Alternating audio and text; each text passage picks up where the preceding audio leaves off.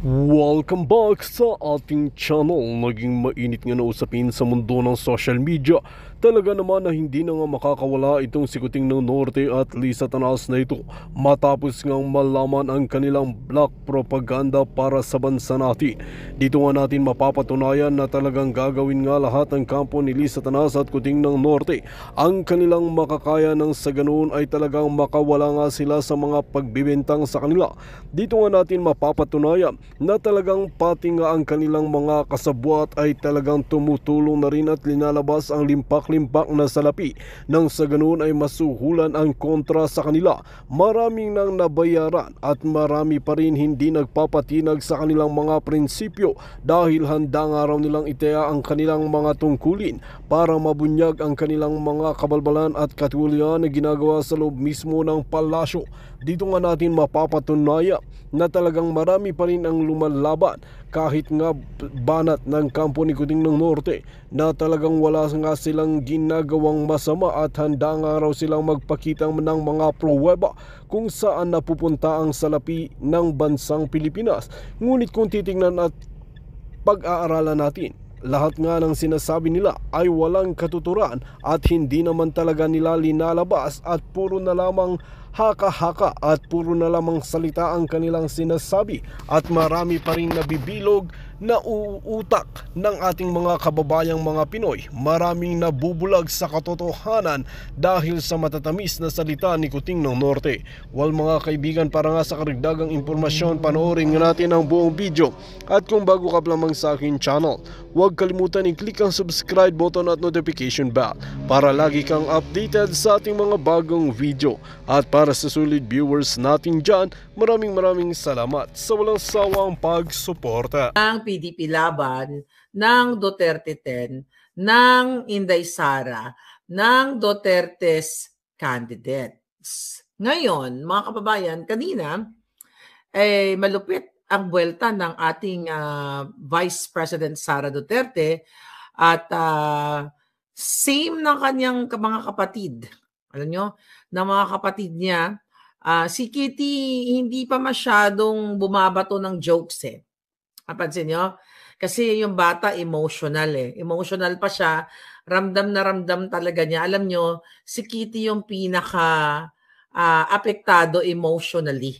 Right? Mag-agree kayo? Even though, syempre pare-pareho silang mga anak, si Kitty kasi bata pa eh. Alam mo yun? She's a baby. So, yung kanyang pagpresenta ng kanyang sarili sa entablado, ramdam na ramdam mo, you know, actually tutulo ang luha mo sa mga binabitawan niyang yung mga bato ng mga pananalita sa pagkidnap kay Pangulong Duterte, yung mga bilin ng Pangulong Duterte sa kanya, yung mga kwento niya about sa kapatid niya, then yung pagmamahal, yung mga bilin sa kanya ng tatay niya, pagmamahal-mahalan nilang magkakapatid bawat isa. So nakita ko yan kasi nakita ko din si Vice President Sara close up doon sa di ba? Doon sa The Hague. So first time ko nakita si Vice President Sara.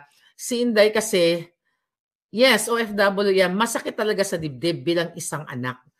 Kinukumpara ko yung kanilang emotion. Alam niyo ako, you know, simple lang ako pero tinitignan ko yung, you know, nag-observant tayo na tinitignan, kinukumpara natin yung mga emotion ng tao. But syempre, we're talking about Duterte's family.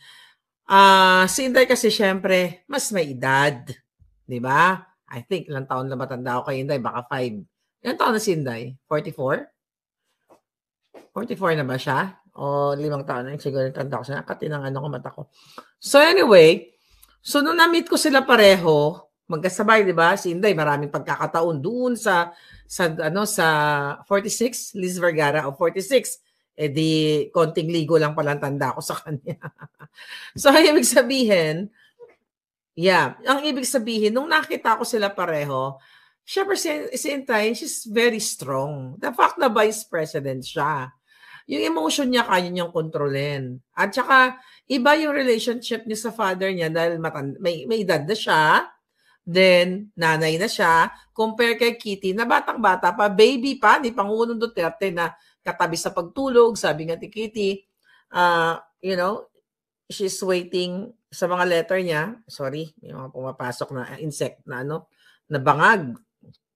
Parang sinasabi niya na, hindi, sinabi niya dun sa letter niya na pinost nga natin na she's waiting for her dada sa other side of the bed nila kasi magkatabi sila matulog.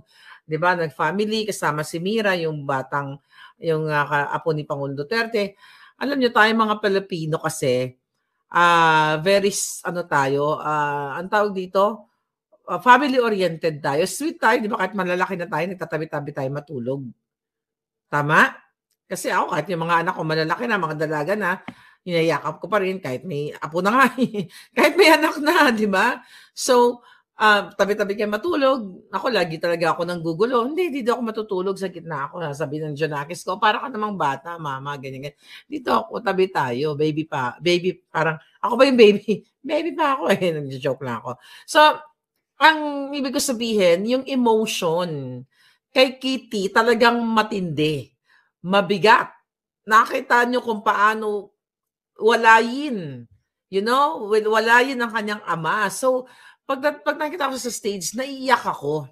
Ang very emotional habang pinapanood ko siya. Pero ramdam na ramdam ko yung pagiging smarte ng bata at yung pagiging, yung passion niya na, sabi nga niya, nag-mature siya overnight. Sabi ni Miss Hanelet, nag-mature yung bata, si Kitty, na overnight. Kasi hindi naman nagsasalita yun eh. I mean, hindi siya nagsasalita about politics, beauty lang yung batang yun.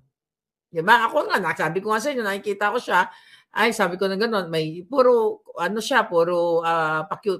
pa-tweetams lang because she's young. Kasi nung bata tayo, gano'n din naman tayo. When we're young, iba yung ating focus, iba yung ating sa buhay eh. We have to enjoy yung pagiging bata natin. Sinabi ni Kitty yan. So pagdating sa entablado, masyadong masakit. Maiiyak ka sa kanyang mga pananalita. Pero si Inday Sara kasi malupit din ang buwelta. Talagang durog na durog yung mga bangag. So kanina, kung yung kay Kitty, more on very personal yung experience pagdating dun sa papa niya, sa kay Tatay Digong niya. So, ibang-iba, pero talagang makikita mo yung bigat ng na sinasabi niya na Pilipinas, Duterte pa rin, yung parang mauubusan na siya ng hininga. Talagang ramdam na ramdam mo. Yes, sabi ni Jennifer Oshap, kawawa talaga at young age na maka-experience siya ng ganon na inagaw yung kanyang ama. Kaya ibang-iba nga, sabi ko kay Inday Sara. Si Inday kasi Sara is warrior. Okay, warrior din to si Kitty, pero syempre nga 21 pa lang, more on yung pain na naramdaman niya na inagaw yung o kinidnap yung not only tatay nila kundi tatay nating lahat. So kanina, pinapanood ko kay Inday, pinost natin dyan sa ating Bulsyakan, 23 minutes yung kanyang speech na kung saan talagang pinupukaw niya ang inyong damdamin. Sinabi niya na nagkamali na tayo sa paglagay ng leader, which is hindi naman leader, kundi polboroner. So, muli nanawagan si Inday na, nagsabi siya na meron tayong isang presidente na ayaw hair follicle test. Kasi nga, bangag naman si Bangag. 'Di ba? Bangag na bangag si Marcos Jr. Ang iginiit ni Inday Sara na suportahan yung Duterte 10. Okay? Iboto niyo po ang Duterte 10. Alam niyo, binabasa ko yung mga this is just me Hindi ito sa ni Inday. I don't know kung ano yung kanyang sabi nga strategy. Pero ramdam na ramdam mo sa kanya na sinasabi niya na kailangan ang iboto natin ay yung may mga paninindigan, yung mga taong makakatulong talaga sa bayan na maipatuloy ang sinimulan ni Pangulong Duterte. At sinabi pa niya na, pero sabi niya, kahit pinromote niya yung Duterte 10, inisa-isa niya, pero sabi niya doon after niya ma-present yung Duterte 10, pero ako po, sabi niya, ay aking iboboto si Amanga at saka pangalan to, si Camille Villar. So sa akin lang, sabi niya, iboboto niya. Siya lang. Maybe, yan, basta ako lang to, okay? Huwag niyo na lang akong pansinin, okay? Ako lang to. Sabi din kasi ni Vice President Sara, iboboto ko yung dalawang extra nga. Pero nung pinanawagan niya yung Duterte 10, iboto po natin, maglagay tayo, ganyan-ganyan, ng mga tao na makakatuwang ni Pangulong Duterte, which is, kung titignan mo, si Senator Bongo, si Senator De La Rosa, talaga naman katuwang ni Pangulong Duterte yon. Walang kaduda-duda yun. Pero yung mga bago, katulad ni Congressman Marcoleta, katuwang talaga ni Pangulong Duterte yon. So yung mga bago lang, kumbaga mga first time na tumakbo, katulad ni number 56 Attorney Vic Rodriguez, ni Jimmy Bondoc, si Jimmy Bondoc number 10, katuwang naman talaga yon. Then si Ipi Salvador, laging kasama ni Senator Bongo. Then si Senator, Raul Lambino, yung mga future senators natin, si Doc Marin. So yun yung mga first timers, tsaka si Pastor Quiboloy. So talagang katuwang. So ako nakikita ko na talagang yung Duterte 10 is katuwang talaga ni PRRD. Kasi hindi tayo pwedeng ako nakita niyo man, binubolja ko rin yung mga imangilan-ngilan dyan sa Duterte 10. Kasi hindi ako nadidiktahan kung anong gusto kong sabihin kung ang nakikita ko ay mali. It's the same thing kay Vice President Sara na sinasabi niya na pinapromote niya Duterte din, pero sabi niya ako iboboto ko yung plus 2 niya nga sa kadahilanan na ganito na ganyan. So, respeto natin yan. Pero at the end of the day, no more Marcos. Kasi ang explanation ni Inday Sara na dahil si Amy Marcos ay nag-open ng investigation. Naintindihan ko yun. Dahil nakita ng tao na yung nag-initiate siya. Ako kasi, ganito lang yan. Election season kasi. Ang magiging tanong ko nga kay Amy Marcos, kung hindi kaya election season, ipipush niya kaya yung pag-open nitong investigation sa pagkidnap kay Pangulong Duterte? Yun lang yung katanungan natin, Palangga. So, basta tayo, okay, never again. No more Marcos kasi nga, ulit-ulitin ko, nangako na yan siya. Okay? Nangako na yan si Amy Marcos na ilalabas niya at sasabihin niya sa madlang tao na ang kapatid niya ay Addictus Benedictus. So, never again sa mga Marcos. Pare-pareho lang yan eh. Diba? Kaya nga sabi ko, you have to read between the lines. Tignan nyo ang bawat buka ng bibig ni Inday Sara. I'm not saying na ito yung strategy niya sa sinasabi ko ha. Akin lang to, sabi ko nga sa inyo eh. Akin lang to. Kaya black voting tayo, Duterte 10, yun ang sabi ni Pangulong Duterte. So kung ano man ang mga strategiya eklabush, hayaan nyo na yung mga eklabush na yon. Pero never again, no more Marcos. Kasi recently yung mayor ng Lawag, pinost natin yan, sinend sa atin ng ating mga kababayan sa Lawag City. Yung kanilang mayor na pinsan nila, is it Michael Kion, yung kanilang pinsan dyan sa Lawag? Ginigipit mismo ng Marcos, ng pamilya ni Amy Marcos. At ayon sa nagbigay sa atin ng information na mga tagalawag, these people, random ito mga kapalangga, sa inbox ko ay ginigipit ni Amy Marcos kasi nga ng pamilya niya, pinsan nila ito.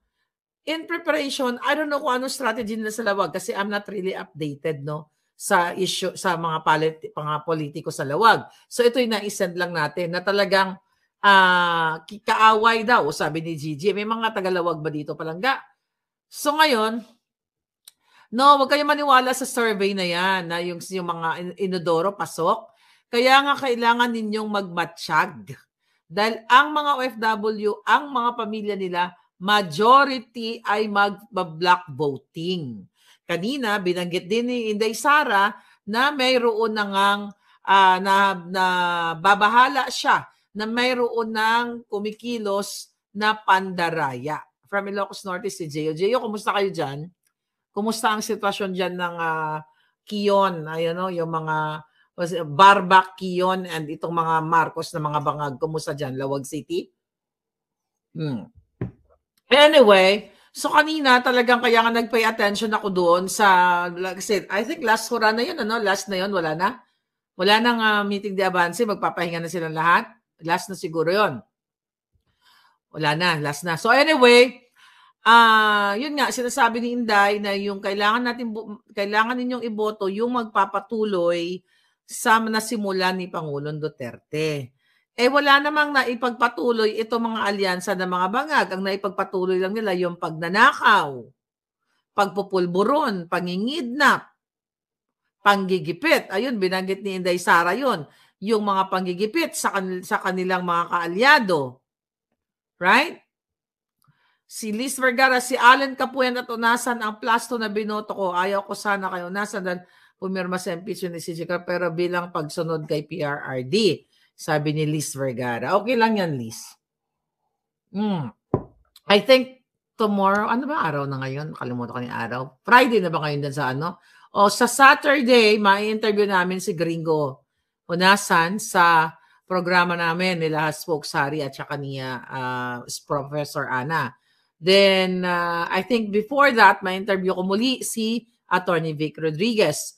So, maging busy tayo. Mamaya, may I hope hindi mag-cancel, pero may ma-interview tayong, hindi siya kandidato, pero napaka-importanting personality na kailangan marinig ang boses, marinig ninyong lahat. Okay? Meron po sa amin sa Davao bukas meeting de avance. Si Joy. Meron pa, Joy.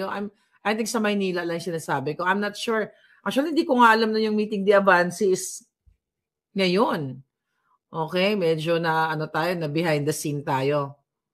Alright, may bayad na po ng pera sa lugar ng lola ko. Sabi ni Joanna Rose. Taga saan ka, Joanna? Ayun, umiikot na, nagkakabayaran na, pero walang ginagawa itong COMELEC. Dahil yung mga namimigay ng bayad, mga kakampi ng mga bangag. Alright? Mga kakampi ng mga bangag. Kaya ngayon, talagang dapat yung mga poll watchers, kayong mga kandidato, yung mga tao ninyo sa bawat probinsya, ay talagang kayo ay maging alerto dahil nga inulat na namin yan ni Attorney Glenn Chong.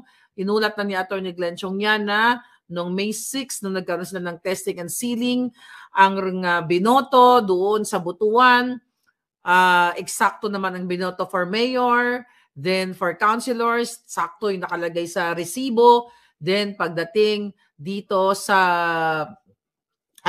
SD card or doon sa loob, yung sa election return, na kung saan yung total na mga binoto ay hindi na lumabas yung kanyang binoto, kundi ang lumabas ay alyansa o malansang mga bangag. So yan ang nakakatakot. We all know na panalo na ang Duterte 10. Okay? Panalo na ang Duterte 10 sa puso ng mga OFW. Alright?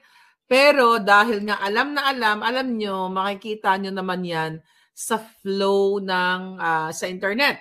Okay? Kasi halos lahat ngayon ay may telepono. Whether ang telepono mong bulok-bulok, meron kang data, tama ba? Data or wifi. So ang mga tao halos hindi na nanonood ng TV. So ang mga tao ay, sabi ni Lucky Talamak na rin sa probinsya. Ang mga palangga natin ngayon, actually buong mundo naman, kahit sa kaduluduluhan ng bundok, nagsi-cellphone na. So kung makikita ninyo na yung mga tao nakatutok na nga sa online. Kaya nga pinatatahimik tayo mga vloggers eh. Kaya nga tayo pinapatahimik, kinakasuhan, tinatakot, sinisindak lahat, di ba? Katulad ng mga Duterte. Kaya nga pinapatahimik ang mga Duterte kasi gusto nilang maghari sa dating ng 2028, i-disqualify nila si Inday Sara para hindi na makatakbo, para mawala na. Sinabi din Inday kanina yon na gusto nilang burahin ang mga Duterte sa larangan ng politika para maghari ang mga bangag. Siyempre hindi kayo papayag. Kakausapin ninyo ang inyong mga pamilya. Sa bawat pamilya may nanay, tatay, lolo't lola, tito, tita. Right? Okay, may nag-pop up lang. So ikausapin ninyo, mga kababayan, kita nyo naman, for magti 3 years na itong bangag. Ano ba idinulot sa inyo? Aksidente dito, aksidente doon. Krimen here, krimen there. Di ba? Kawatan there, kawatan here. Bangag there, bangag here. Pulboronic, alam nyo yan. Hindi ko naman kayo kailangan pilitin pa na maniwala sa akin dahil kayo mismo nakaka-eksperyensya. Di ba? Pumunta kayo sa palengke, taas ng bilihin. Yan din ang pinag-usapan ni Inday. Hindi itinupad ni Bangag yung pangako, like yung 20 pesos per kilo na bigas. Sinabi ni Inday kanina. Ano ginawa dyan? Last week? Diba? Headline. Sa panahon ni Bangag, ni BBM, natupad na ang 20 pesos per kilo na bigas. Pero subsidized ng gobyerno at ito'y pinatigil ng COMELEC dahil ito'y labag. Ganyan ba ang gusto ninyo? Na sa isang area lang, sa isang probinsya lang, 20 pesos per kilo bigas, temporarily? Kasi gusto lang sabihin na nagkaroon ng 20 pesos sa kilo ng bigas dahil ito'y bayad sa inyong mga pagkatao. Sabi ko nga, hindi po ganyan ang approach ng pagpababa ng presyo. Hindi pwede sa Bisaya lang, hindi pwede sa Mindanao lang. It should be entire country. Kaya nga sabi ni Inday, 'di ba? Na alam niya kung paano mapababa ang presyo ng bigas. Tapos itong mga nasa Malacanang na mga bangag, yung mga tagapagsalita lalo ni Bangag, na reyna ng fake news dyan sa loob ng Malacanang, ay selfish daw si Inday dahil hindi daw sinishare yung itong idea. Di ba mga bangag, trillions of pesos, ang hawak nilang pera na hindi nila maistudyuhan kung paano pababain ang mga presyo ng bilihin. Hindi talaga bababa ang presyo ng bilihin kasi hindi nila yan intention. Dahil ang intention nila ay maghari sa politika, manggipit, at magnakaw.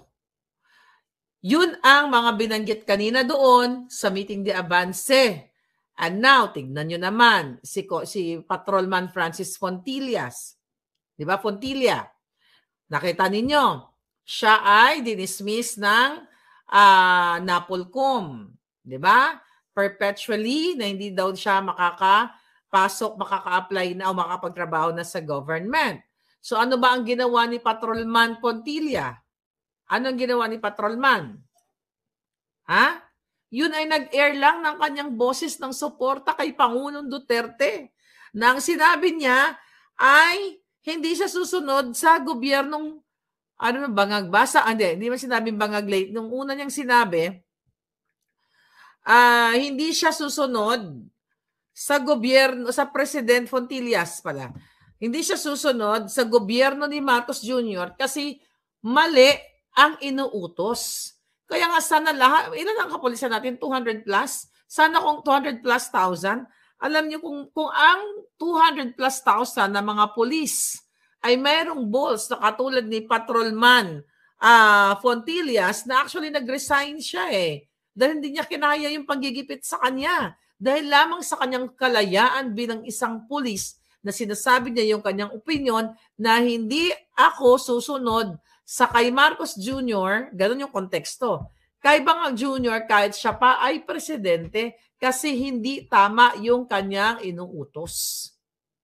Kaya kapuri-puri, kahanga-hanga, itong si Francis dahil talagang nanindigan siya hindi niya, for sure, meron naman siya mga contingency plan na inisip na mawalan siya ng trabaho pero pinili niya ang manindigan.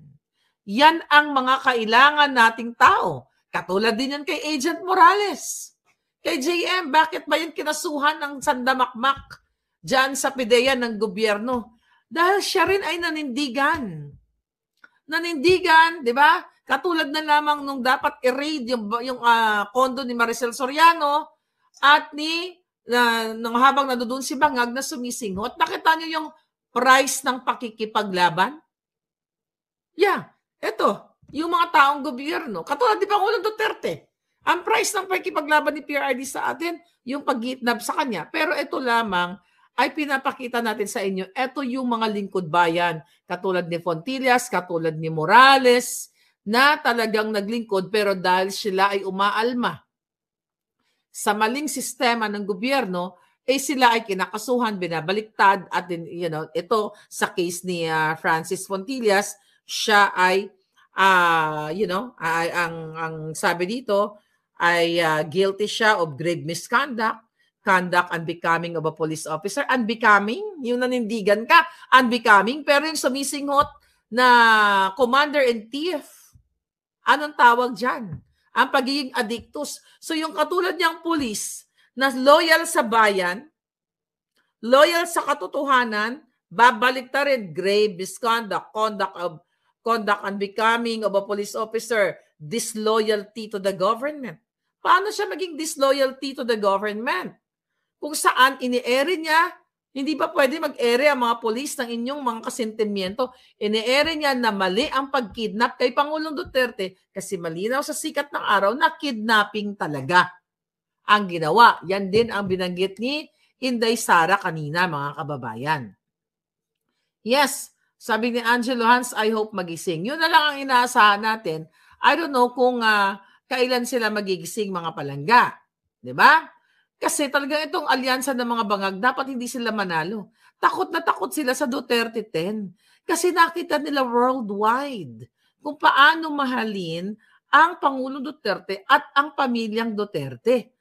Kitang-kita po yan ng dalawang mata ko kung paano dumugin si Inday Sara sa The Hague. Wala pong ganyan si Marcos Jr. Kahit umikot si Inday ngayon, buong Pilipinas, nakita ninyo. Di ba? Mga politiko, lahat ng tao, talagang the same thing nung ginawa nila kay Pangulong Duterte. Kasi mararamdaman mo yung sincerity. Wala mang bit-bit na bugas si Inday, wala mang bit-bit na sobre. Alindog lang niya. At yung mga joke-joke niya. Kanina hindi siya nag-joke-joke eh. Doon sa meeting